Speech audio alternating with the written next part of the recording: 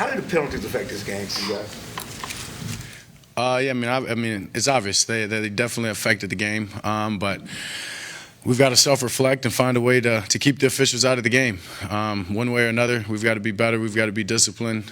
We've got to focus on controlling what we can control. Obviously, they're going to happen. Feel like we're targeted a little bit, but in the same instance, yeah, we've got to be better on our end to try to, as I said, keep them out of the game. How difficult was it to get going offensively at the start? Yeah, I mean, it was tough. Just really wasn't working. The run game wasn't working. The pass game was slow. We obviously couldn't play complementary football without one of them. So it was tough, but we eventually got it going. Defense played a good game, giving us a chance to get back into it and make some plays in the fourth quarter. And we pushed it, made an overtime game, and came up short. You're usually very good outside the pocket to throw on third down to Noah. What happened on that throw? Yeah, kind of flashed late. And then at that point, yeah, I just guess the ball, in a sense, got away. I mean, no necessarily excuses for that, I guess. Usually a throw I make, and obviously I felt some defenders and the MG, or not MG, but the out route right there in front of him. Didn't want to lead him too much, and just threw it low, and yeah, wasn't a catchable ball. You guys have lost 3 of the last 4. What's the mindset of this team? Are y'all reeling? What's going on? Are we what? Reeling here? I mean, we've got to get back to believing in the basics and just playing fundamental football and being smarter. Being smart, as I said, being able to keep the officials out of the game, playing complementary football, scoring touchdowns when the defense gets turnovers, and we'll be okay. In the sense is, I'm sure a bunch of people are jumping off the bandwagon, which is fine with us because we know what we're capable of. We know the team that we have. More importantly, we know the men that are in that locker room, and that's the most important thing. Is just our belief in each other, and that's not going anywhere. It's not faded. We lost a tough one in an overtime game today, and that's the bottom line. Last 2 weeks, how would you assess how you've played the last 2 weeks, especially offensively, where you haven't had a lead in a sense? Yeah, I mean, obviously the game's easier when you have a lead for everybody involved. But just because you don't have a lead doesn't change the way that you go out there and you try to execute. So, yeah, we've got to start faster. We've got to start faster to allow our defense, allow the other offense to, in a sense, become one-dimensional. That helps our defense. And then again, once that happens, I'm sure the run game, the pass game, everything can just flow. So this is a tough league. This is a tough business, and that's why we're all in it. We're going to embrace the position that we're in. We're going to get better. We're going to lock arms, and this team will never stop fighting. So don't worry about that. Of course, you can look to guys like Amari, CD, DeMarcus, and Randy coming back as reasons it'll get a little bit easier, or at least a little more smooth. But how frustrating is it that y'all didn't step up in the absence of so many guys? Yeah, I mean, it's frustrating.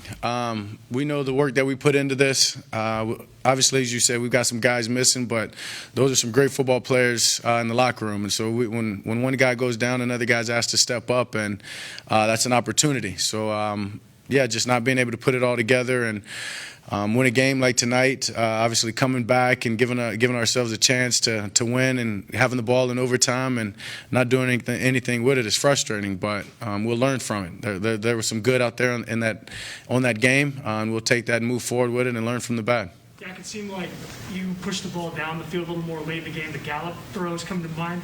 Were the penalties, did that impact your guys' thoughts of, hey, let's start taking more shots down the field because they were throwing so many flags in the game? No, not necessarily.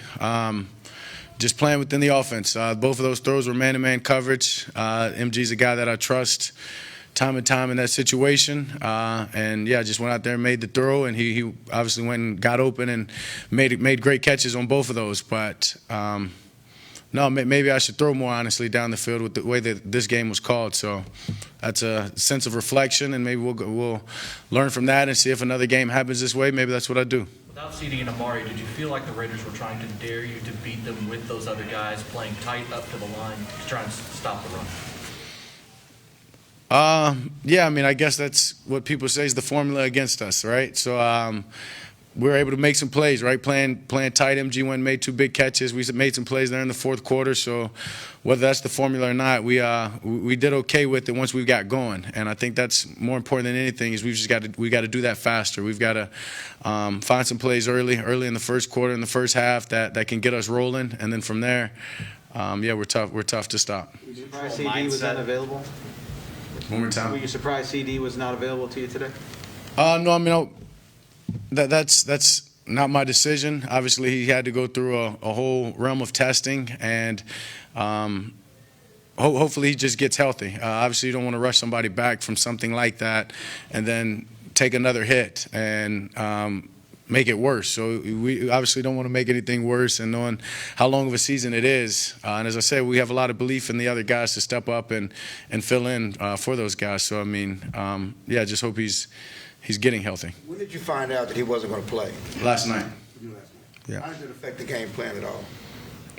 I don't think it did.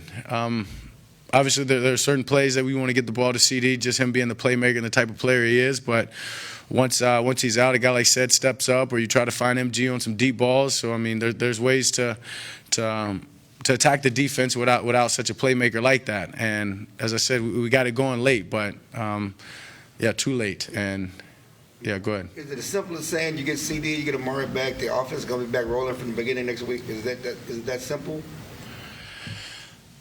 I mean, I don't want to say that it's that simple.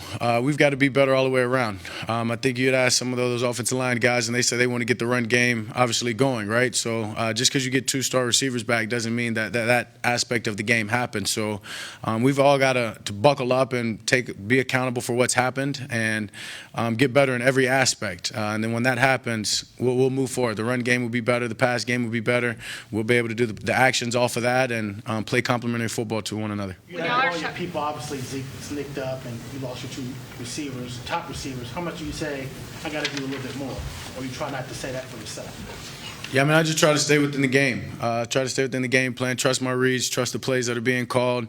And, I mean, I've been in this offense for a while, so it's about not trying to force something and trying to do too much rather than just allowing the game to come to me. Yeah, is it an automatic go for 2 situation when there's a penalty on a PAT for you guys? When you trust the offense that we have, I'm sure it's much higher than taking the extra point, right? So to say it's automatic, I'm not exactly sure. I'm sure it has a lot to do with the score and where we are in the game and the whole situation. So. Shuffling right tackle and left guard early in the game, how does that affect you as you're trying One more time? When you're shuffling who's at right tackle and left guard early in the game, how does that affect y'all's ability to establish continuity and rhythm? Yeah, I mean, both of those guys obviously had played a lot of football when we were shuffling them, and I think that was just obviously a way to keep them engaged and just a way to keep that whole offensive line engaged. So I mean, those are 2 guys that I trust. So it doesn't really matter which 5 are up there at whatever time. I believe in those guys because of the work that they put in, the commitment that we have for one another, and that's the way I'm gonna continue to go about it. If you lost 3 of the last 4, being a Cowboy, the criticism and the debates start heating up here. How do you, as the quarterback, handle this with your teammates going forward to keep trying to fix this thing? Yeah, well, stay focused. When you play for this organization, as you just said, you know how things go. You're as good as your last game, and we very much so understand that. So I think it's important to honestly not listen to it, to block it out and be focused on what really matters, and that's our commitment to one another and our commitment to winning. And that's something that each and every guy in that locker room has. This is a brotherhood, and this is a special group. So when you're in a situation like this, it hurts and it's frustrating, but you understand that you've got the right men to be able to respond. And as I said earlier, I'm sure some people are jumping off the bandwagon, and we're okay with it because what really matters is the men in that room and our trust and belief in one another getting the job done. Jerry said that Zeke's playing with some physical limitations right now. You guys haven't been able to consistently run the ball. How detrimental has that been to the overall functioning of the offense? Yeah, I mean, it's tough. It's tough to be one-sided in this league.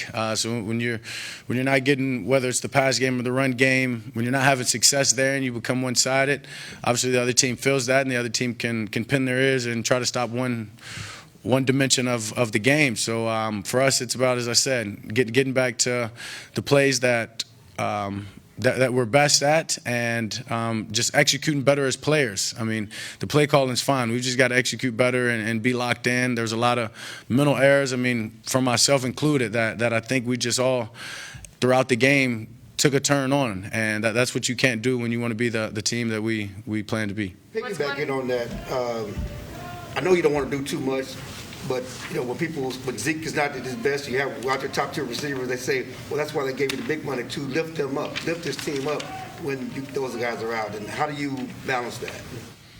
Yeah, I mean, just the way that I go about my business each and every day. That's my job, is to lift guys up, but that doesn't mean trying to force things, and that doesn't mean trying to do anything outside of the game plan. So it's not necessarily a balance. It's about being who I am, and the opinions of what other people have in mind for my job to be doesn't really affect the way I approach my work each and every day.